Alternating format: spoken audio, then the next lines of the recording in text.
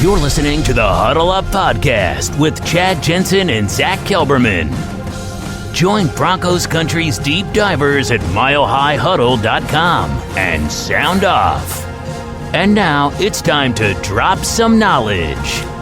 Welcome in to the Huddle Up Podcast. I feel like I should be on the left side of the screen, but I am your host for the evening, Zack Kelberman, and joining me is my co-host for the evening. You know him as Buana Beast. He's also known as John K. MHH, John Kronenberg, pinch hitting once more for Chad Jensen, my partner in crime. He will be back next week, John, I believe. He's traveling Sunday night, coming back Monday, so we have one more pod between me and you after tonight. But how are you doing, and how's your week going so far since we last talked yesterday? I am doing very well, just enjoying, the Colorado sunshine, Rockies opening day today. So, a lot of people excited with baseball, but we still have Broncos going on. So yes, we do. Just really having a good day. What about yourself, though?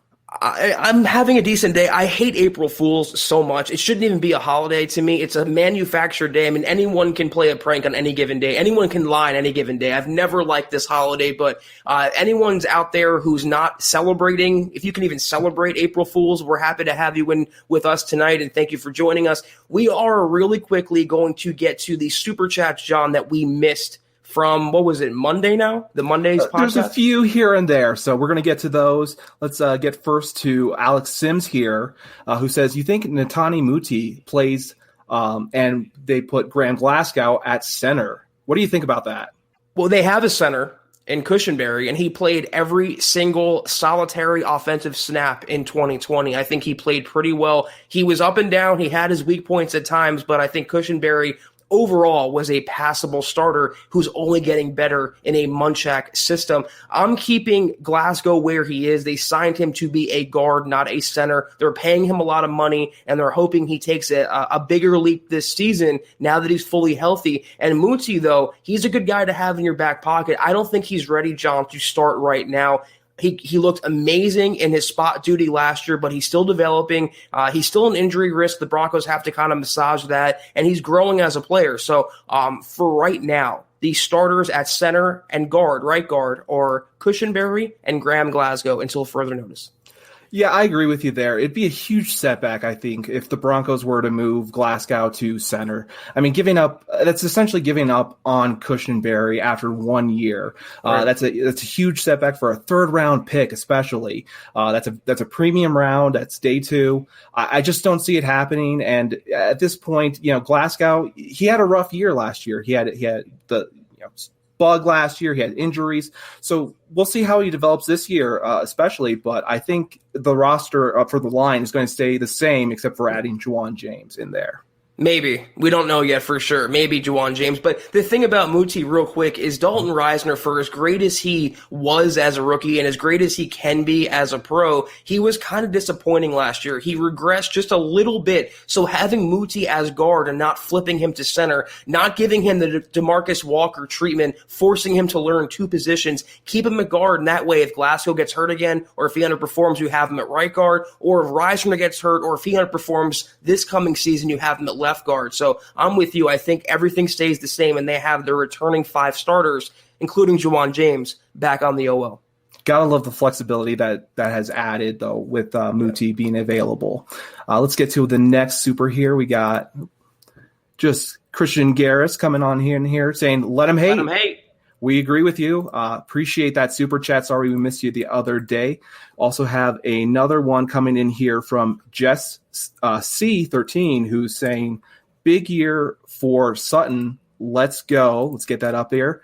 Yeah, it's a big year for Sutton. What do you think? Is this going to be a contract year where he's going to show it and really make the Broncos spend money, essentially, break the bank? Let's make Courtland Sutton great again, John, because I saw a clip on Twitter yesterday where I believe it was someone who worked for PFF, they compiled all the snaps that he ran last year before his injury, and the person who tweeted it said it was the most impressive 41 snaps you'll ever see. And it just showed a glimpse. Again, if you forgot what Courtland Sutton can do, go find that clip on my Twitter page. He is going to be healthy, all things considered, level playing field, decent quarterbacking, and all-pro receiver. I don't think that's a hot take. I think knowing Courtland Sutton, what he was before his injury, which was a borderline top 10 receiver, now look at the weaponry he's surrounded with. He has Jerry Jeudy and KJ Hamler to take targets and coverage, away from him and single him one-on-one against a DB that has no chance against Sutton has just tremendous ball skills, tremendous flexibility, tremendous hands. I think he's in for a huge season.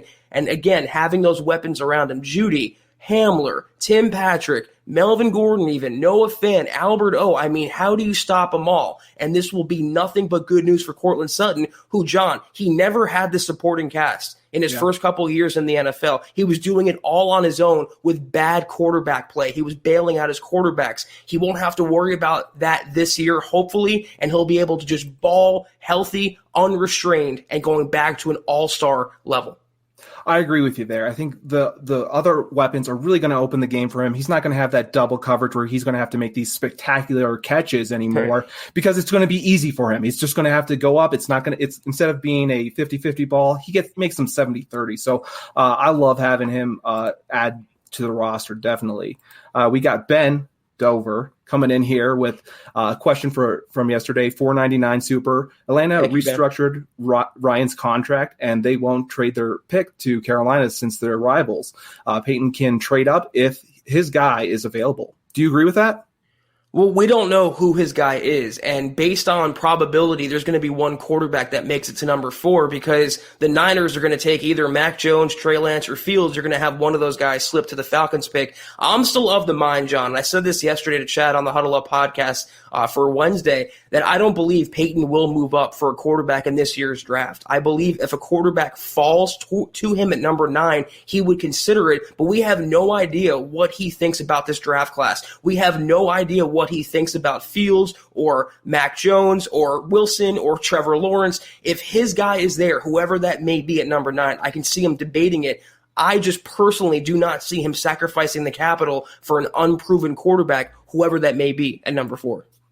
Yeah, I also agree, though, that Atlanta's not going to be so willing to trade with Carolina. Although if they can get a king's ransom, there's no reason why they can't take away their opponent's draft picks and take advantage of that and leave them without the cap structure that comes with having rookies and first-year players.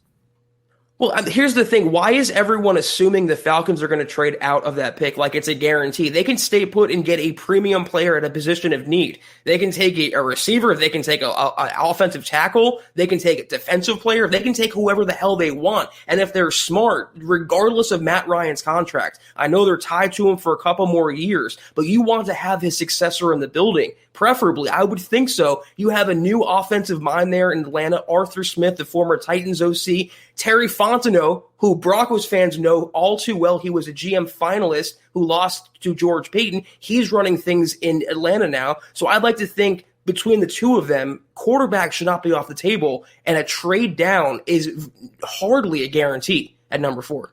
Yeah, I agree there. Let's get Sports Crush in here. Just wanted to say, what's up, Zack? Was gone for a week on a family reunion. Glad to be back. Denver Broncos for life. It's good to have you back, Sports Crush. Hope your reunion was good, and nice to see you around. If you have a question, be sure to pop it into the chat. But, welcome. Welcome Definitely. Back. So we're going to move along here. We got to all those supers that we had there. Going to go over to our matters of business, which we'll start with our presenting sponsor, which is... Hint, hint, it's Manscaped. Hint, hint, it is Manscaped. Manscaped. Yes. So I got it, John. Let me real quick. I just want to give a personal testimonial. I got you. You don't have to read from it because, listen, guys, we're entering now. It's April 1st. And this is not an April Fool's joke when I say you need to have Manscaped in your life.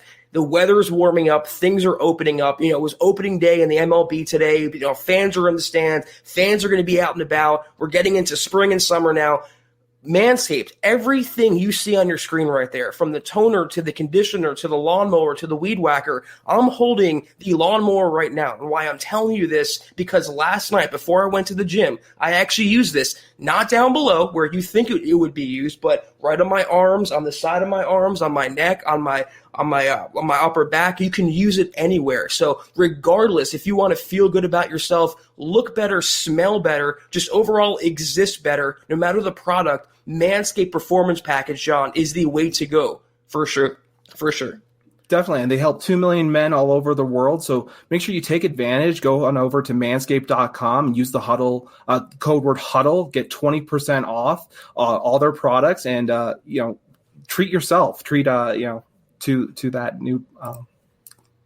So buy it. Buy Manscaped. Buy it. Yeah. Go to manscaped.com, get 20% off with the code huddle. That's manscaped.com, and use the code huddle for 20% off and free shipping. Perfect. Let's get into the actual podcast real quick, but we're going to do a Matters of Business. Remember, this is the Huddle Up Podcast. You can find us on Twitter at Huddle Up Pod. Follow follow Zack at Kelberman NFL.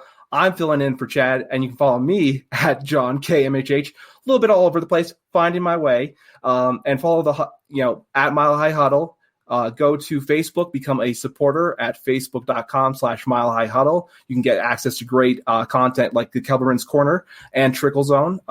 And go ahead and give us subscribe, like, and share. We really appreciate that. It's an organic way to help us grow, and appreciate that. All right. First things first. Why don't we get to some supers here? Got Michaela coming in strong here. Wow. Really appreciate it, Michaela. She says, with a $49.99 super, says, love the John and Zach combo. Love my MHH. Really appreciate that.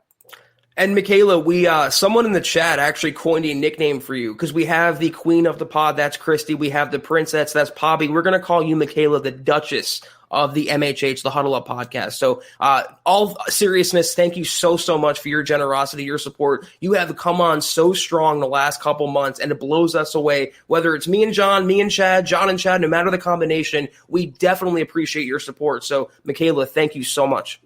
Yeah, and let's get to Stu Meats Super Sticker real quick here. Actually, you know what? We're just going to go with this. Facts lock balls out with Sutton next year playoffs. Do you think, how much of a factor do you think Sutton will be in the development of Locke and getting him to that next level to be a comfortable starting quarterback? Let me just remind the viewers of a certain highlight from 2019. If you go watch the Broncos game against the Chargers, and Locke has a long touchdown ball to Courtland Sutton. And it was a nice pass because he put it where he should put it. But if you watch Courtland Sutton on that play, he does things that no other Broncos receiver can, and few receivers in the NFL can. He dominated the catch point. He owned the defensive back in coverage. He was being interfered with the entire time, still came down with it in the end zone touchdown. That is going to help a young quarterback tremendously, John. And conversely, when you don't have that in your lineup, it kills a young quarterback. Who could he rely on last year? Drew Lock. Jerry Jeudy with his drops, KJ Hamler, who wasn't getting playing time, Noah Fant, who was being ignored by the game plan and by the coaching staff. He needs that bona fide buoy in Courtland Sutton. And with him back on the field, throwing up those, like you said, 70-30 balls, whoever the quarterback is, Locke, whoever else, it's going to help them tremendously. I cannot wait to watch Sutton's return in 2021. Yeah, he's going to be fabulous. And we got Stumi coming in here real quick with a super sticker. I got a lemon who's, sour dancing, and then boom.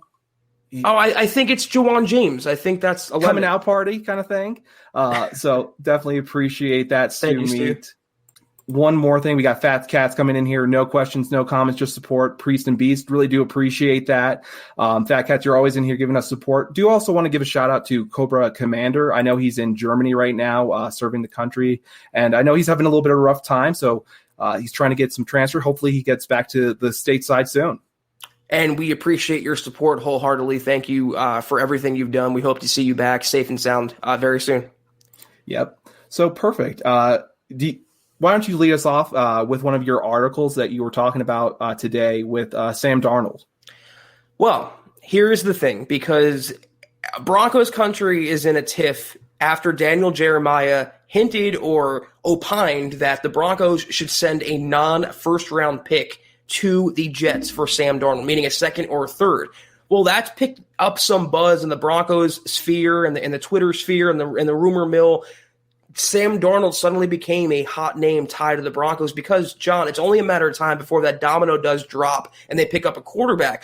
Well, not so fast on the Darnold train, because once again, I'll say, if you want a guy, you probably would have made that trade already. If you wanted him to be a Bronco, he would have been a Bronco by now. But Troy Renck of Denver 7 today came out and said they don't have any interest, and this is through him and what he's gathered to this point, no interest in acquiring Sam Darnold because, quote, he's not viewed as enough of an upgrade to relinquish a second-round pick, end quote. Renck says things can change, but that's been the case all offseason to his knowledge. So again, these quarterback rumors, Deshaun Watson, Sam Darnold, they're a lot more of a media and fan creation than they are a legit creation based on genuine interest coming out of Dove Valley. I haven't heard anything independently that would lead me to believe that Sam Darnold would be quarterbacking the Broncos in 2021.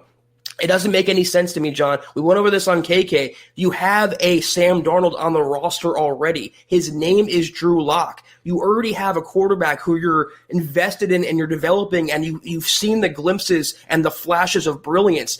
Put your effort and your attention and your energy into him instead of acquiring, sending a second or third round pick, taking on the contract, potentially even picking up his fifth-year option, which is worth, I believe, $18 million for next season. Why would you do that when Drew Lock is being paid, what, $1 million this year, and you've already rolled with him and you have the continuity among the coaching staff? So I'm glad there was some clarity going into the draft. And it may be a smokescreen. It may be, Renck is hearing what the Broncos want him to hear.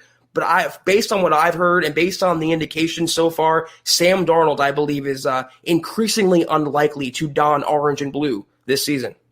I agree. I think it's really is a lateral move, as you were saying. So why give up the capital and not see everything out with Locke? You don't want to, you're going to have to trade him if you bring in Darnold or have him sit behind. I feel like the locker room is going to have a division, personally. So I just feel like the locker room really is behind Locke. That's one thing I truly believe. I've seen the players talk about him. They seem to have confidence in Locke. And I haven't heard anyone waver. You would think the locker room by now, someone would waver and say something off on Twitter, off on some media kind of tirade or something like that. You haven't heard anything from that. Philip Lindsay has given praise to Drew Lock. Every player I have heard has given praise to Locke, and that has been huge. And at the same time, you don't want to give up, the second round pick, 40th overall. That is a really valuable pick. You can, if you were to trade it, let's say, for next year capital, that could bring you a first round pick if you wanted. So there's a lot of, I don't see it being a move that gives you flexibility. It's just going to make the team, it's going to set the team. You're not going to have any additional players. I just don't like the move. And you make a great point. It's I just think the inaction of the Broncos says more than their action. If they wanted Sam Darnold by now, I feel like they would have picked him up. And it doesn't send the right message when he's committing George Paton partially to Drew Lock, and then he's reportedly trying to approach the Jets about Sam Darnold or the Bears about Nick Foles. I mean, those are all media creations, and I think the Broncos, for right now, are invested with what they have in Locke. And until that changes, I don't think Sam Darnold is going to ride and be the answer for them. Yeah, I think what you're going to get with is he's basically played with the Broncos roster. I just don't see any upgrade. So why don't you go ahead? I forgot what I had a thought. I forgot it. I just got it back. What you said was so true because you haven't had one Broncos player, neither offensive nor defensive, neither young nor old, come out and criticize Drew Lock. The closest thing was people like Kareem Jackson or Jerry Jeudy advocating for Deshaun Watson. And that's more of just wanting Watson on your team than hating Locke. So everything we've heard, whether it's Simmons or Reisner or anyone, Noah Fant, even Philip Lindsay, like you mentioned, he doesn't even play for the Broncos anymore. He should have sour grapes. And yet, like we talked about yesterday, he gave a mostly complimentary assessment, a fair but complimentary assessment of Drew Lock. So that says a lot to me. I think there's a lot of internal support for Lock as the quarterback, certainly much more than Broncos country either wants to admit or can realize. Yeah, I agree with you there. I've just seen each person, I've watched Simmons on his Twitter or his Twitch account. I've watched Glasgow on his Twitch account. They all speak very highly of Locke. Obviously, they know they're being recorded. They know fans are watching, but it doesn't feel contrived or anything like that. It feels genuine. And I think they do have the Locke's back, essentially. Of course, if another quarterback comes in and he starts winning, of course, they're going to say, well, yeah, we're going to have his back as well. But this isn't a team that's going to have division or, really be divided. I think this is a tight locker room that with great players like Simmons who really do care about making sure this locker room has great chemistry going forward. Well, I want to highlight a comment, oops, not that one, from Dylan here. I doubt they come out and bash him. Well, Dylan, I disagree with that because think back a few years ago to the whole, or even last year, to the whole Carson Wentz saga in Philadelphia. All Sean Jeffrey, Deshaun Jackson, there were multiple anonymous sources. Literally, there was a whole hit piece written about Carson Wentz. So if they want to come out, they can certainly bash him. They probably wouldn't put their name to that quote, but they would come out and you would have Kliss, or you would have Ben Albright, or you would have Troy Renck coming out with these unnamed, undisclosed anonymous players and these dangerous divisive quotes, and we've heard none of that through 4 months now. Yeah, and again, you're talking about these people have friends, and their friends could be interviewed. Nothing has come out, and I don't think there is going to be anything that comes out because of the quality of person he is as well. So why don't we get to Brian Grover here real quick before we get back into Locke, who gives us a $4.99 super. Thank you, would love to see Parsons at a Bronco at 9 if Lance and Fields are gone. Haven't had that potential in the middle since Al Wilson. What are your thoughts? You could argue that Danny Trevathan, was the closest since Al Wilson, and Brandon Marshall, when he was healthy and playing in his prime, he was close. But yeah, I definitely agree, Brian. And this is also why I'm kind of willing to go like this with Micah Parsons, red flags, and the whole thing at Penn State. I understand it's serious, but talent wins. Talent always rises to the surface. And I feel like with the no BS, the controlled environment under Vic Fangio, playing in the middle of two great pass rushers in Von Miller and Bradley Chubb, playing in front of that secondary, I think this would be the ideal landing spot for Micah Parsons. And you can argue that he's not the best pass covering linebacker in the draft, but I think it's indisputable that he's the best overall, linebacker, traditionally 3-down guy in the draft. And the Broncos, it's their biggest weak link on defense, and you put Micah Parsons to fill that weak link, suddenly you're talking about a top 5 defense becoming a top 3 or top 2 defense. I can't, have so much of a blind eye with Parsons because I also don't really like what he brings in terms of the football. He reminds me a lot of AJ Johnson in what he brings. He can do a lot of A-gap blitzes. So I'd rather ride with AJ Johnson one more year and maybe get someone else in the second round, a Baron Browning, Jabril Cox, one of those players, and then have the first round be centered around a best player available kind of scenario where, again, I still think at 40 you can get a quality inside linebacker who can make a difference, be a part of that rotation with Jewell, with Johnson, and eventually take over. So it's going to be where whoever that linebacker is going to take this year as a learning process. And I think at the end of this year, you're not going to see Jewell or Johnson, honestly. They both have 1 year left, and I think or Johnson was a restricted free agent who the Broncos tendered. But they both have 1 year left, and essentially let's bring in some competition to see who can take over that position. And I would not mind at all, John, if that competition came in the second round. And Browning, that would be just such a great pick because he is your solution to those pass coverage woes. But I want to pick a little bone again with Dylan here. He says he's not a top 10 pick or not even a first-round pick. Dylan, I will bet you that Micah Parsons does not fall out of day one. He might not be a top 10 pick. He might not be the Broncos pick, but some team with a smart coaching staff with foresight will get the most out of him. I truly believe he'll go on day one. Yeah, I don't think he's falling out of the first round. You can't give up on the talent like that. I think there's going to be some teams who are going to have him on the board, off the board, and those teams that have him on the board, he's going to be a BPA for them when you're getting into the 20s. You can't pass that up, especially if you're a team like who's had really some bad years, or if you're on the cusp of getting to a Super Bowl and you're an inside linebacker away. Think if the Browns were able to acquire him at 26 that late in the draft. How great would that be for them? I mean, I understand that, they're not looking for a linebacker exactly at this time, and they're more of a 4-3 defense, but still, you can't pass him up at that level. Go ahead. Well, I mean, I'm not going to bog the whole thing down. And, Dylan's saying now he wasn't going to say he's going to fall out of the first round. When Dylan, you did say that. He goes, loaded ILB class, no need to take him at 9 or even the first round. So that's implying he would fall out of the first round. So I digress on that topic. I just hope whoever they get, it's a dynamic inside linebacker, because I'm so tired of seeing them struggle with Jewel or AJ getting beat by running backs and tight ends. Whether it's a first round, second round guy, I just want that solution finally solved. 5 years in the making now. Yeah, I agree with you. Just want to say quick hello to Dave from Georgia. How you doing? Also got Edward coming in here with the $5 saying, I already got that one. Sorry. Let's get Jesse, who's coming in real quick. Lance versus Fields at 4. What's your pick? Hashtag MHH. For me, I'm going Fields at this point. I've changed my tune. I think Fields can work with Shermer. If the Broncos are to keep this coaching staff, I would go with Fields. If the Broncos were to move on from this coaching staff, and again, that's how do you draft a quarterback with the mindset, we're moving on from this coaching staff. So it's very difficult in that scenario. So I like Fields, but I don't think for the Broncos right now, I'm not sure if that makes, yeah.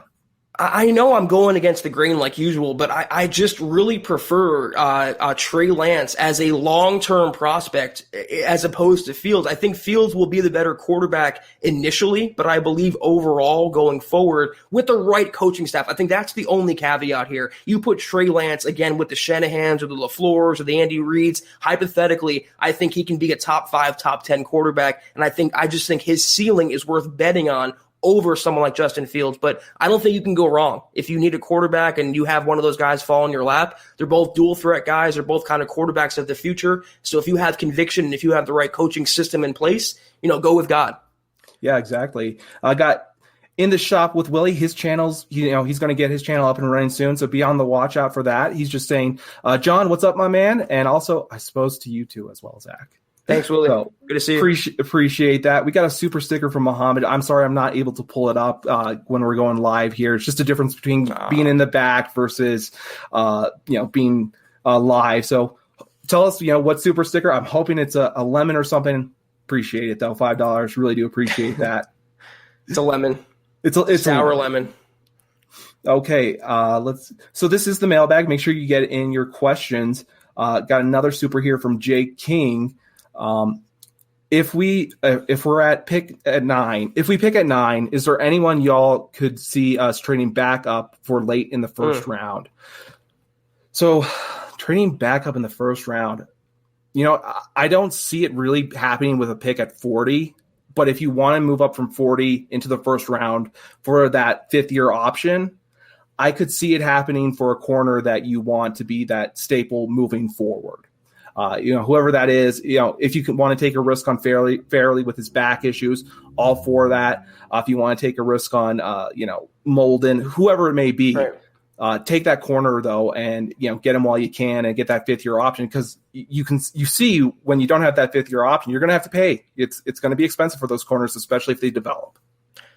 I think the target in a potential trade up back into the first round would be the position the Broncos did not take in the first round. So if they go inside linebacker at 9, I can see them moving back up into the late first round or early second round, higher up in the second round.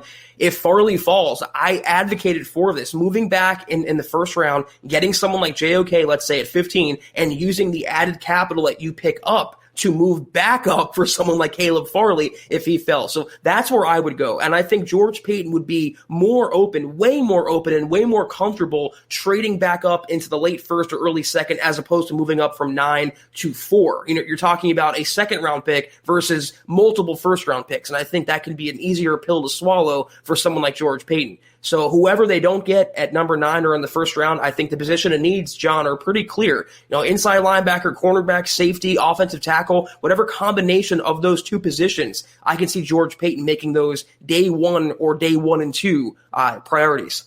Yeah, I really do love some of those offensive tackles like Tevin Jenkins. If you can get him at the end, that's a good pick to have develop and be some competition with Juwan James if you want to push James a little bit as well.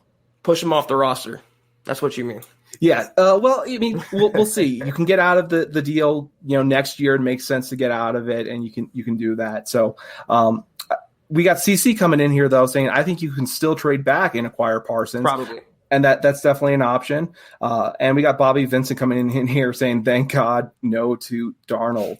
I feel like a lot of people have that same feeling. I haven't heard anyone advocate for Darnold really hard, to be honest. Have you? Have you been on Broncos Twitter? I mean, it's insane. I mean, I'm not going to name any names, but there's some people within our own ranks, John, that are big Sam Darnold advocates, and it might be more so their dislike for Locke, or they might be just Sam Darnold fans. But even coming out of USC, I was never that high on him. And after what he's been through, and with Adam Gase in New York, seeing ghosts and being this broken quarterback, I think it's almost irreparable, especially for someone like Pat Shurmur. If you think Pat Shurmur is going to save Sam Darnold this year, you have another thing coming. Yep. And let's get to Shadow Jack R with a $5 super. Hot take, Drew Lock in 2021 season will be like Carson Wentz in 2018. Lock it in. How high? Mile high. What's your opinion here? I don't want to compare. I want to be consistent. I never said Locke could be the next Mahomes, the next Josh Allen, the next whoever. I want Locke to be the next Locke. That's all. I just want him to succeed or bomb on his own volition. No pressure, no comparisons, none of these hyperbolic statements, John. I just want Locke to go out there and play his game. And if his game is good enough, it will show up. And if his game is not good enough, it will show up as well. I just want a fair chance for number 3. Yeah, and I think he's going to get that fair chance this year. At this point, I just don't see the options anymore. We see players like Colt McCoy being signed at this point. The veteran option has definitely shrunk quite a bit. So you're looking towards the draft. That means I'm not giving up a day 1 or day 2 pick. So I think Locke is going to have a pretty good year coming forward. It's not going to be MVP at the start and then kind of fizzle out. I don't see it that way, but Locke can have a solid season and make this a playoff team. He has the tools around him. He just has to let it come to him naturally, not force the ball, not force anything. Just let him play and kind of shut that mind off and feel free a little bit when he was back at Missouri. Take that feeling again. And I think we're going to see that. The hope is with continuity in year 2 consecutive years of having the same coaching staff, the same playbook, the hope is he will take that leap. So, fingers crossed. And Albert Knopper's coming in here. Happy birthday. Happy birthday, yes. Yes, it was your birthday yesterday. You have a hell of a daughter, Albert. You have a hell of a family, and I hope you had a very special evening. And thank you for coming in with us tonight, tuning in. Yeah, and he's saying, we need to stick with Locke as well. He can take us to the playoffs. I keep saying this. It all depends on Shurmur and his schemes. And I agree with you there. Shurmur has to scheme this right where Locke can make these throws that he's capable of. Maybe not so much down the field throws where he was used to Sutton being there. So I'm excited what this team can do. I really am excited to see Judy and his routes get better, and that's just going to keep helping Locke get better. A healthy Okuwebanam as well. Right. And you know what? It's not just about making certain throws or making deep throws. It's putting Locke in a position to succeed. It's keeping him out of 2nd and 10, 3rd and 9, 3rd and 8. It's setting up 2nd and 1 and 3rd and 1, or not even 3rd down, keeping the ball moving. But I have to be fair. It's not just on Pat Shurmur. And again, it wasn't just Pat Shurmur that was the problem last year. I will be fair and unbiased, unlike a lot of Drew Lock critics. It was also Locke. So he has to step up as well. He can't turn the ball over. He can't get happy feet. He can't lose his structure or his technical aspects of his game. He has to stay with it and perform. And like Philip Lindsay said, John, he has all the weapons around him. He's hungry, but it's up to him and him only to make the Broncos better. And I agree with that. Yeah, and we have a few people asking us some question on Pitts. What are your thoughts on if the Broncos were to have the position to draft Kyle Pitts, and would you take him, a tight end essentially, or an offensive weapon at pick 9? Unsurprisingly, this take caught me a lot of flack on Twitter for whatever reason, but no, why? I understand how good Kyle Pitts is or can be. I understand he's like this hybrid future Hall of Fame. Let's get his bust ready now, John. But between the way people are talking about him, I understand he looked good in his pro day. I understand he looked good last year. But the Broncos just spent a first-round pick on a receiver last year. The year before that, they used a first-round pick on a tight end. Last year, a second-round pick on a wide receiver. You have Cortland Sutton coming back. Why would you need a pass catcher when you have holes in different areas of the roster, and especially the defensive side? And to the point of the Drew Lock critics, why would you want another offensive skill player if your quarterback situation is unsettled? It doesn't matter who you have. You can have 5 Randy Mosses in their prime, but if you don't have the quarterback or the coaching, it's not going to make a difference. So it sounds great on paper putting Pitts with those stars, but it makes no sense in reality to draft him at number 9. Yeah, I get that Pitts is probably the consensus best player by a lot of people. He's a future Hall of Famer. As you're saying, let's give him his bust now. Let's get him in Canton. But again, we've seen players like that not pan out. And I'm not going to do a first-round pick, a high first-round pick, especially on a tight end. That's not, so Nick is really against running backs being drafted early. I'm against tight ends in the first round. I can't stand tight ends in the first round. Now, I understand with Fant, he's showing a lot of potential, a lot of he has the potential to be something special. I just don't like using those first-round picks on tight ends because they take a while to develop. By the time they develop, you're going to have to give them their 5th-year option, and then you're going to have to sign them to an extension. So really, for me, it's going to take too long to get the value out of Pitts to help Fangio, to help whoever takes over if Fangio was to leave, to help Shermer. I just think it takes too long to develop that tight end, X-factor player.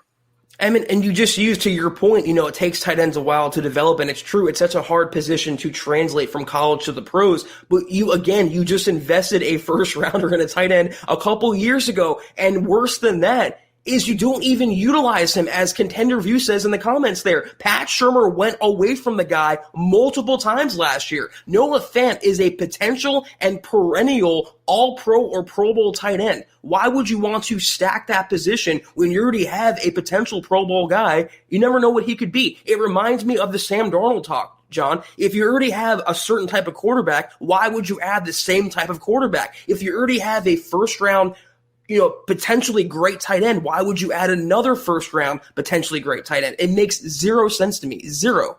The only way I would go with Pitts is if you're saying you're going to move on from Fant in when it comes. How could you say that, though? Yeah, that's why you can't go with it. Because you just don't have enough balls to give around at this point to have every single tight end with Albert O as well. Are we just going to throw away that 4th-round pick and have Pitts be there? And you still need a Y tight end. So, I'm looking more towards the end of the draft to get a Y tight end, looking for like a Noah Gray maybe from Duke, something along those lines. But I'm not looking for a tight end early. The Broncos don't have the capital to be wasting at this point. You got to take advantage of this draft, which I understand there's no tight ends, but there is no reason for one. So this is good for the Broncos to not be in the need for a tight end this year. It's just amazing. The only rationalization or justification that the Kyle Pitts supporters are leaning on is that Noah Fant is constantly injured. Well, if you use that logic, you might as well cut Bradley Chubb. You might as well have not brought back Von Miller. I mean, injuries happen in the NFL. Melvin Gordon was banged up. I mean, it's part of the game, but you don't even use a potential star. What's the point of adding another for Pat Shurmur to waste? Noah Fant, feed Fant. Get him involved and keep feeding him until he's gluttonous, John. Keep feeding him and feeding him and feeding him. Yeah, I agree with you there. Let's get to a few more supers. We have Contender View coming in here with give Lock one more year. He's talking about edge, or linebacker, edge, offensive line, safeties, cornerback early in the draft. Maybe add a day 2, 3-round quarterback. People forget Parson has edge versatility with the right development. That's the key 2 words right there. Right development. And if you put Micah Parsons, let's say, on the Raiders, that's a disaster waiting to happen. He would never realize his full potential. It'd be like an Alden Smith situation or a Reuben Foster situation. But you put Parsons, again, on the Broncos in this system, not just with the coaching. I mean, you have Donatel and Fangio, Reggie Herring. Those are 3 all-star coaches. But the talent. he would lean on Vaughn and Bradley as his two big brothers. He would have Simmons back there. He'd have Shelby Harris. You'd be in a controlled environment with a good culture. Denver is a far cry from Penn State. And if you can reap the rewards of his talent, I don't think you can look that gift horse in the mouth. Talent always wins out, John. I mean, Laramie Tunsil on draft night, literally during the draft, had a video surface of him smoking out of a bong, and he still went in the first round. If you have talent, it will always rise, and you will always get at least a chance. Yeah, I agree. That's a great point that he can be moved around and can be very versatile. That's something you can't give up with Parsons, and you can really send him to attack, make some pressure, make some mistakes happen, which is kind of what Fangio likes to happen in a sense where then the cornerbacks can go ahead and make the plays. That's what he likes to do. And real quick, we have Nathan Brown. Just want to address this. That's stupid. He's giving us a little laugh here. Why would you need to move off the Fant? Essentially, my question is, do you want to pay Fant a top 5 tight end money and then have to pay possibly Pitts top 3 tight end money when he becomes due? I mean, is there enough money to go around to this tight end position? Are we moving off away from Albert O? I mean, essentially you're saying we're going to put all our eggs in this basket of tight ends, and we're going to have our tight ends be the focal point of our offense. So if Sherman wants to have a tight end driven system, that makes sense. Otherwise, I just don't see a reason why to have it. So if, again, tight end driven system, not what Shermer is doing right now. He is not a tight end driven coordinator. Not going to happen. It's never happened in his career. I've never seen it.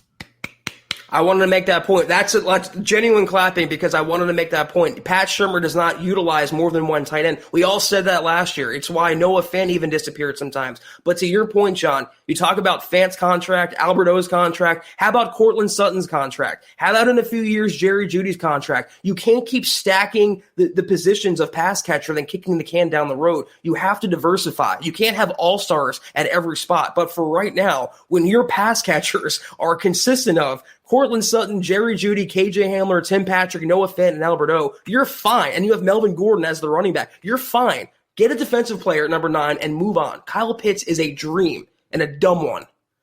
Yeah. And again, I understand your point here about Fant. He's been banged up. I understand that. But, he also played through it a lot. He played through a lot of injury. Those high ankle sprains, those are not easy injuries to get away from. They are nagging to keep coming back. If your ankle feels better, trust me, it's going to be bad the next week after you play. Similar with Graham Glasgow and people talking about his play. He had a high ankle sprain with also CV. Those are things that really take away from a player. And, do you start leaning on your left leg more? Are you changing the way you're running routes? A lot of things can change when you're banged up all of a sudden. So I understand that. But again, next year, after a year of healing, those high ankle sprains aren't going to be a real issue. It just takes the off season. You need the off season, and that's what happened. That's really all that happened for him. Ask Royce Freeman, who was looking great as the starting running back in 2018. He suffered a high ankle sprain, and then Philip Lindsay, Wally pipped him, and then Freeman was never the same. Noah Fant was dealing with that and playing through injury as well. And not just that, he was making big-time plays while still being underutilized by this coaching staff. Noah Fant is an all-star, and if you put him on literally any other competent above-average offense, he would be a Pro Bowler. He should be a Pro Bowler, though, in Denver, and that should happen this year. Yeah, I agree. I think he's going to be a Pro Bowler this year. You see by his yards, what he's able to get after the catch. He is a physical specimen, and there's no reason to think that you need to replace him or have someone else come in and take away some of those opportunities. Why would you have those opportunities taken away? And he's getting better in run blocking as well. So he's becoming and blossoming into an all-around tight end. And you're just scraping the surface, Sean, of what Noah Fant can be. He's not even near his ceiling. I mean, he can literally use binoculars to see his ceiling. He's still very much ascending. And I want to see what he can do, again, given that fair chance among all the other weapons in this Denver offense. Yeah, and we got DB coming in here with a $9.99 super, just giving us, some support. Really do appreciate that. If you have a question, feel free to ask it. We'll try to get you in here. And again, I'm looking for any questions. So this is the mailbag. Make sure to get your questions in. Really do appreciate that. Got in the shop with Willie coming in here again. Shermer needs 2 tight ends, so he can use one of them the first half and one of them in the second half. Clearly does not understand how to use them. I think this is a great comment. I agree. Fant in the first half, amazing. He's making this team move the ball down the field, and then in the second half he drops off, or the second half he does well. It shouldn't be where you're getting all your receiving yards in one half, essentially, right. Or 90%. You get one catch at the end. No, I'm not feeling that. You're referring to the same game I was going to refer to, and that was the season debut game, the week 1 game against the Titans, where they should have won that game. And the Broncos went into halftime. I believe Noah Fant had like 8 catches for like 60 or 70 yards. He was on pace for a monster game. He did not see one target until the final drive of the fourth quarter. That is unacceptable. And the Broncos would have won that game if they utilized Noah Fant like they should have. And I want to see them utilize Noah Fant like they should this coming season. With you there. And Albert Knopper's coming in here with saying, I applaud Noah Fant for giving it all to the team as well. I think everyone did. I don't think anyone said, Fant, we feel like you need to put more in there. I think all the fans really saw what Fant was pushing it all out there and putting it all on the field. I think Chad and I remarked on that after a post-game pod last year. I mean, Fant was limping so badly and still giving everything he had and gutting through it. And I will always respect and appreciate players who sacrifice their bodies for the betterment of the team. And it's just another notch in Noah Fant's belt. The kid is a star, and he's first shining brighter and brighter now going forward. Got Dave from Georgia coming in. Really do appreciate that, Dave, saying hashtag Broncos country, hashtag state of being, hashtag let him hate. Dave, I always appreciate your comments. It's really great to be able to finally speak to you a little bit more up in front here. Let's see. We got people talking about Van Nett a little bit. So just want to remind you, Van Nett was let go. He's no longer on the roster. But we still have Beck, which some people are saying. And I think Beck is a great wide tight end, which some people are talking about. Or not a great. He's serviceable, and he's serviceable for that fullback. So whatever you say he is what he is, and we're going to keep him on the roster. And I think that's fine. You don't need to invest in a tight end really, just for a practice squad guy. I think a lot of these guys, these players, you can get. You think about developing as practice squad players at this point. At least for me. You know who I loved a few years ago, and it's a shame he got hurt, was Austin Fort. He looked so good in the preseason. I believe it was 2019, and he didn't play. I don't think he played last year, but a lot of Broncos fans are forgetting for whatever reason about Alberto. And I know he's coming off an injury, but he was looking really good and a lot better than I thought he was going to look as a rookie. And you put those two tight ends together. Yeah, like you said, you can pick up a blocking tight end off the street. You can pick up a blocking tight end in the 8th round, meaning undrafted, or you can pick up a tight end in the 3rd, 4th round. They should pick up a body, but when you have Fant and Alberto as your lead guys, you're good. With a capital G, you're good. Yeah, I agree with you there. And let's see. I got to get to Trevor here. We're always talking about some Minshew stuff, so I imagine that's what it's going to be. So Trevor's going with, okay, John, realistically, do you think they trade for Minshew or Darnold? I think Minshew has more upside. Love the pods and appreciate all your guys' hard work. Well, if I'm to choose between the two, yeah, give me Minshew. I think he, like you were saying the other night, he's less damaged goods. I think that's the upside. He doesn't have damaged goods. He has confidence, but at the same time, it's just I don't see a big enough difference between him and Locke. I mean, it's just we're splitting hairs here. Might as well just have Rippon be the backup. Is right. Minshew going to give you plus or minus 1 or 2 games? Right. Do you really believe he'll give you an additional 2 games? If so, you make the move. I mean, he's definitely available with C.J. Beathard being signed with. Supposedly, you'd think with the 1st round pick, Lawrence is going to be there in Jacksonville. Urban Meyer, came out of retirement essentially from college football and went to the pros for Lawrence. So you think that Minshew would come cheap, but at the same time, it's great to have someone to teach. Yeah. That's my point. It's like, what are you trying to do for the quarterback position? Are you trying to bring in competition and have an open battle and the best man shall win the spot, under center in week 1? Or are you bringing in a fail-safe, a mentor? Because if you're bringing in a mentor, what is Gardner Minshew going to teach Drew Lock that Drew Lock hasn't already learned? I mean, you can argue that Lock has more experience overall and more adversity so far in his career than Gardner Minshew. And again, like you said, if you're going to go that route and have a young guy who can't really teach Lock anything, you have Brett Rippon. Why give up a draft pick? Why go through those hoops and bring on someone like Gardner Minshew with his cult following, which I don't understand? It makes no sense to me. So my answer to that question is neither. You want to bring in a mentor, sign Alex Smith. You want a new starter next season, trade up for Justin Fields or Trey Lance, but you can't have it both ways. You have to make a decision, George Paton does, as to what you want to do at that spot. Yeah, and we have a question here for a quarterback option. What about Mond on day 2? Yeah, from Texas A&M, I believe. No, just no. I think no. What are your thoughts? Oh, he can throw a ball though across his body, John. He can do something in shorts and a t-shirt against air. It's so amazing. Listen, Kellen Mond, he's a Drew Lock clone, except he has better legs, but he's inaccurate, he's inconsistent, his decision-making is questionable, and he has a plus arm. Who does that remind you of? Oh, that's right, Drew Lock. So, second-round pick, no. I'm not taking Kellen Mond at number 40. Third round, that would be when I consider it, but again, you have other needs you have to address. You have other roster holes, and Trevor's right. That's a guy, Davis Mills, I'd much rather take in the middle rounds over someone like Kellen Mond, who I think is going to be overdrafted. I think he will go in the second round. He might even be the final quarterback off the board after the big, 4 or 5 after Mac Jones. So I wouldn't gamble on that. You want to pick up a third-round quarterback, fine. I'm not using number 40 overall, though, on Kellen Mond.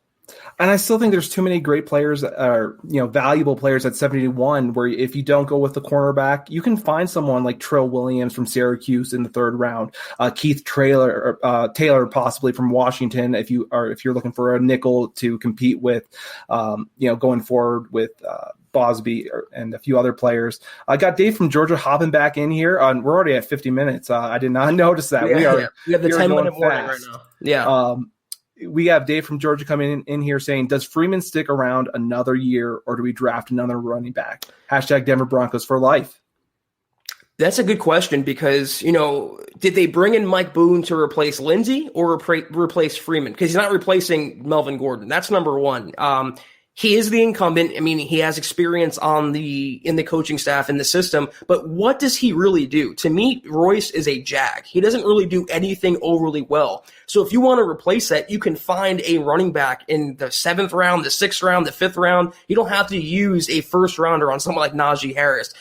Whether he sticks around, obviously, is contingent on the Broncos drafting his replacement, but I think he is in some sort of danger. Because if they moved on from Lindsey, they didn't have to sign another running back. They could have given Freeman the number 2 spot behind Melvin Gordon. I think that was an indictment on Freeman's future in a walk year, by the way. He's in a contract year. So maybe that Peyton wants to let him just finish out his contract, whatever he can do. Maybe he'll be more motivated because money's on the line. But he's easily replaceable. And if they draft any running back next month, or actually later this month now, I should say, I think it spells the end of Freeman in Denver. I agree, unless it's a late round pick where you're trying to give some competition with Levante Bellamy, but you can't count out Bellamy either. We also had Mike Cox from last year who was a running back. There's a few guys who can take over for Freeman. I get that Freeman offers some great pass catching ability, but I don't need to see him going out wide like we've seen for a couple of years, the last 2 years. I haven't understood it. Yes, he catches those slants that are 2 yards. Great, it's a 2-yard slant. I don't really understand the meaning behind it on third and 5 or something. He's not a player I want to target for receiving. And essentially, I see him as becoming a receiver almost in Shermer's offense and just being used sparingly as a running back and just for blocking. Isn't that why they gave $8 million, though, to Melvin Gordon? Isn't that why, isn't that his sole reason for existing on this team at his current salary? I understand his pass blocking, but he's supposed to be the sure hand guy. I don't want to see Royce Freeman catching passes on third down. I don't want him on the field on third down. That's why you have that receiving core. That's why you have those tight ends. That's why, to me, Freeman is replaceable. He's a jag. He started off his career really, really well. I mean, he was the no doubt RB1, but he's never been the same since that ankle injury. Never. Yeah, I really do think this year, he can very easily be tossed aside. Not, he can bring some competition, but at the end of the day, you want to bring some fresh legs in there. It's been running for a while. I think it's time to move on. Again, still some competition. I can actually see if they draft a running back, let's say 3rd, 4th, 5th round, I can see him flipping Freeman on draft day for a draft pick. I mean, another team, he's being paid nothing. He's a former 3rd round pick. He had a pretty fairly high pedigree. He was the leading rusher at Oregon, the all-time leading rusher. If they do draft a running back in any of the first 5 rounds, I can definitely see George Paton then flipping Freeman for a draft pick. Got Dylan saying, give me Khalil Herbert from Virginia Tech. Yeah, he's an interesting player. Wouldn't be really looking for him outside of, day 3 personally. Right. He's a late kind of player for me. There's no running back who really screams off the page to me. Let's spend a 3rd round pick. It just isn't that. But speaking of running back, do want to let you guys know that Chuba Hubbard from Oklahoma State did his pro day today. He also ran a sub 4.4. Everyone's running that. Everyone's running a sub 4.4 earlier. I ran a 4.3. I mean, it's literally everyone gets the favorable hand timing, but that's interesting. So I'm just saying there's a lot of hype going to certain players, and after especially their pro day, let's take a look at their film. Let's have a little bit more in-depth analysis instead of we see their 40 time or something along that. I'm going to lean towards Eric's kind of decision when it comes to Chuba Hubbard, and he didn't have him, I believe, in his top 10, so I'm going to lean towards Eric there. I think the best running back in this draft class, I've said it before, I think it's Javonte Williams from North Carolina. I think he'll be the better pro overall, depending on the system he lands in. But you can't really go wrong if you target a running back that fits your needs specifically. So if you want a more explosive running back, you can find them at any time. And I think George Paton will at least look, John, if he does an outright purchase. Real quick, we got Manny Wise coming in here. Does Shermer make it the whole season? Man, there would have to be something really brutal going on if he doesn't. Why don't you go ahead and take this? That's really interesting. I haven't thought of that scenario where, listen, by all accounts, despite what George Paton, what he's intimating that he likes Vic Fangio is coaching for his job. Let's get that out in the open right now. You can't miss the playoffs 3 years in a row and keep your job in today's NFL. But if he's feeling the heat, which he will, and he's already feeling the heat, he knows it's put up or shut up time. If they start to lose and the offense is still stuck in the mud and Locke looks bad or they can't score points, I could see Fangio, based on the precedent he set by firing Scangarello after 1 year, I can see him making Shermer like the midseason scapegoat and saying, okay, I fired him. That's the problem now. I'm going to save my ass by any means necessary. That's the only way I can see that. But I think the more realistic scenario is Pat Shermer, Vic Fangio, Donatell, Tom McMahon, all being tied together. They're all hitching their wagons to each other's stars, and if they're going to either float going forward or go down with the ship at once. Yeah, I agree with you there. If you're going to make a move to get rid of an offensive coordinator, I mean, like you said, they're tied together. It would have to be something pretty egregious for him to be fired and not have Fangio fired. Yeah. That just leaves your whole team in disarray if he's fired mid-year. Who are you going to have take his place? Shula? I mean, literally, who are you going to have? Who are you going to have step take his place, John? I don't care. Anyone. I mean, it's going to be literally. I think Mike Munchak would be the best person for it, and I don't think he has that in him at this point. I think he wants to be that offensive line coach. He wants to enjoy a little bit more time with his family, and not because he came here with his grandkids in mind and his family's in Colorado. I don't think he came here to grind every single second like a head coach. He wants to be that offensive line coach. I would rather Shula take the job because he's something new and at least he's closer to an age with Locke than Pat Shermer is. I think Shula, or I hope so, has more of a feel on today's NFL and where the wind is blowing. Pat Shermer is looking oblivious to that, John. He has no idea what he's doing in 2021 NFL. He's stuck in 2005 NFL, and it just does not mesh with a quarterback like Locke or a system with the players that he has. Got pranked films coming in here for last super chat. Hope if we got here saying with $5, what do you guys think about picking up Kyle Trask in the 4th or 5th round? Do you think we trade back and accumulate more draft picks to fill depth? What are your thoughts on Trask? He's very vanilla to me as a prospect. He doesn't really do much for me. I mean, I guess as like a 5th or 6th round flyer, I wouldn't hate it, but Davis Mills, to me, I would take him any day of the week over someone like Kyle Trask. I just, watching him play last year, he didn't jump off the screen to me. His film didn't make me go, wow, I think he can be a potential franchise quarterback. He's going to be, I think, a career backup in the NFL. So I'm not running out and scribbling my draft card to draft Kyle Trask.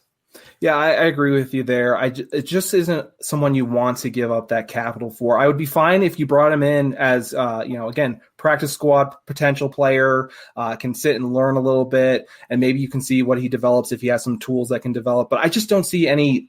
The tools aren't there with an explosive arm. I just don't see anything that separates him. What separates him versus another quarterback? Does he have a great football IQ? I just don't see anything there to really make me spring up and say, he's the guy. He makes me feel like I can trust this. I want him to be in competition with Locke. I don't see that with really anyone outside the top four. I would take Brett Rippon over Kyle Trask if that answers the question. I don't think that's a hot take at all. Yeah, I think that Michaela had a super on Hamler. Let's go back and get that. Why don't you grab a question real quick while I... Yeah, I'm just scrolling through and we got it. Okay. Michaela jumping in. Thank you so much, Michaela, $4.99 super. I think Hamler played way above expectations. I wonder if he will be used more. Real quick, John, I'll serve this over to you. I saw some comments on the side here that says Hamler is a bust. How could you say that after 1 year? I mean, when he wasn't used correctly, he was kind of a decoy and he was a rotational player. How could you say he's a bust?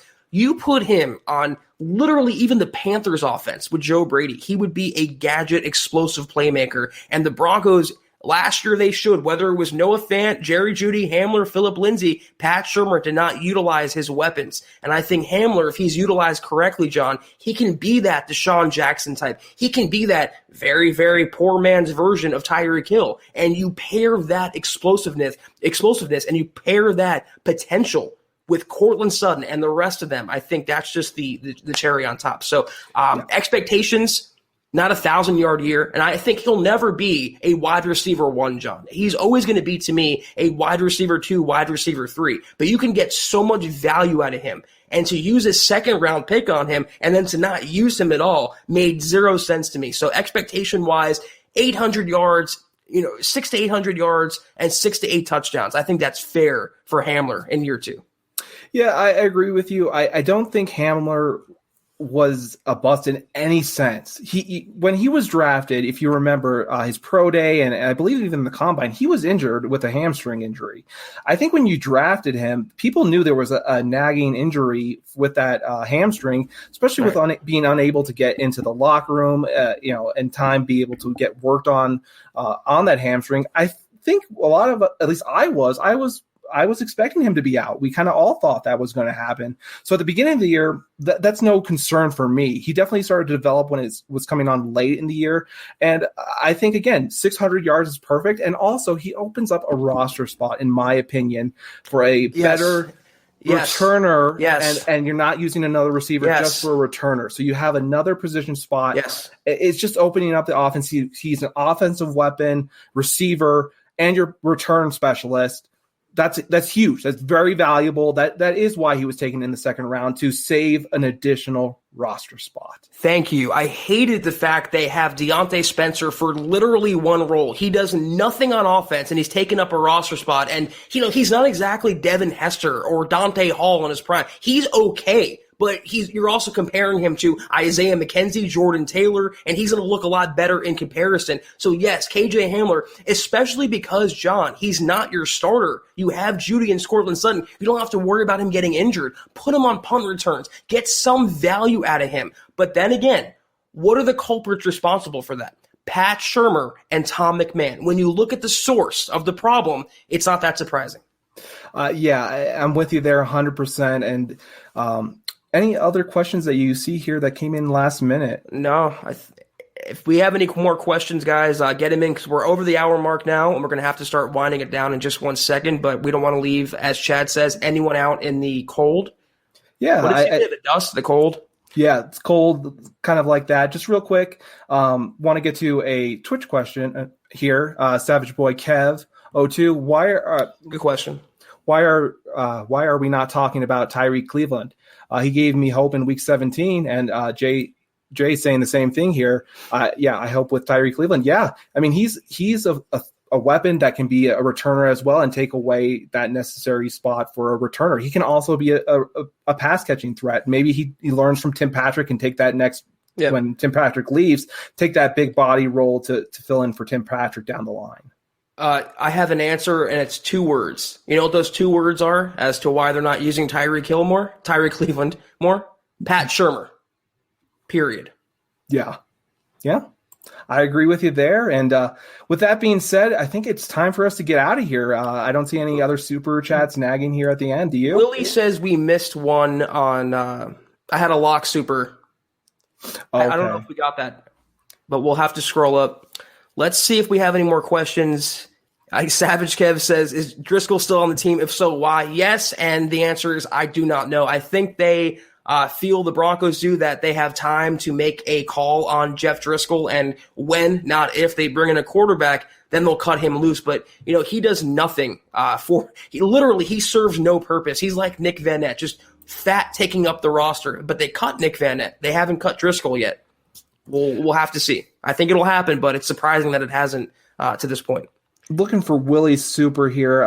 Unable to find it at this point. Willie, can you throw it in real quick, and we'll get to it before we leave here, because I really do want to make sure we get you. Just throw it in real quick. We'll say it's $100 super, just in our heads. $100 super from Willie at the end of the bell. So we'll get a few questions in before we get out of here. Let's see. Anything else? Let's see. Just scrolling real quick to see if we missed anything. Okay. Why the hell did we get Shurmur if he sucks? Robert, I do not know. I thought Scangarello was quite good as a rookie OC, given 3 different quarterbacks, but, Fangio thought differently. Yes, yeah. Leroy. Yes, Leroy. Yes. Eric Wilson. I don't think it's going to happen, John. I've been advocating every single day on Twitter at Kelberman NFL for Eric Wilson. The walking turnover, leading tackler for the Vikings last year, can play inside or outside linebacker. He would come relatively cheap. Bring him in, re-sign DeMarcus Walker, and go into the draft with BPA and ready to take some names this coming season. Yeah, I think Eric Wilson at this point, he hasn't gotten a deal. I think he's a phase 2 free agency post-draft kind of free agent, unfortunately. But if the Broncos don't get their guy, you got to get him. With the familiarity there, you just have to get him. Still looking here for that super. Okay, here we go. Yeah. Got it coming up. Again, we're just going to pretend this is a $100 super from Willie in the shop with Willie. He said offense should be solid this year, and hopefully Shurmur doesn't ruin all the work Locke's been doing this offseason. Love the emojis there. Can't say that. But, yeah, I mean, I assume Locke has been doing all the off-season work that he needs to. I believe he's working with Jesse Palmer. Am I correct? Yes, this offseason, yeah. And I think he worked with him before the draft, so maybe there's going to be some chemistry there to get things back where he was before, he came to the Broncos, work on some of that footwork, maybe not, get back to a solid, steady line, so then when he gets back to the Broncos, he can maybe take some start to develop, essentially. Hoping Pat Shurmur learns how to coach in 2021. I'll believe it when I see it, but for right now, I have my fingers crossed. I hope that he can unlock Drew and get the most out of him, no matter what that is, this coming season. Jordan Palmer. Jesse Palmer. Was he the Bachelor? Yes, he was. He was a quarterback for the Giants. You just told on yourself, John. You just snitched on yourself. You a big Bachelor fan? Oh, yeah. I watch it all the time. Yeah. So as we're going to head on out of here now, we just want to say thank you to everyone. Yeah. It's been great. I really do appreciate all your super chats. It's been fun. Obviously appreciate you, dealing with me a little bit, still new to the podcast, but it was a great time to come on tonight, Zach, and I appreciate it. Of course. Yeah. We will be back on Sunday night, John, you and I, because Chad will be traveling. So you and I have one more show as we pod together this week, and I'm looking forward to it. A quick reminder, guys, because Sunday is Easter, there will be no episode of Kelberman's Corner on Sunday. Kim Becker, our host, is going out of town, so obviously will be unavailable. We want you guys to enjoy your weekend. Thank you for tuning in with us tonight. I'll serve it back over to you, John, in just a second, but me and you, and I'm enjoying it too. We'll be back Sunday night, 6 o'clock Mountain, 8 o'clock Eastern, but get us out of here. We'll be back on, like you said, Sunday. I really do appreciate y'all sticking with me for this day. One more day with me. We're going to have some fun. Then Chad's going to be back. You guys are going to be feeling back to some normalcy. Have a great night, everyone. Go Broncos. Be well. You've been listening to the Huddle Up Podcast. Join Broncos Country's deep divers at milehighhuddle.com to keep the conversation going.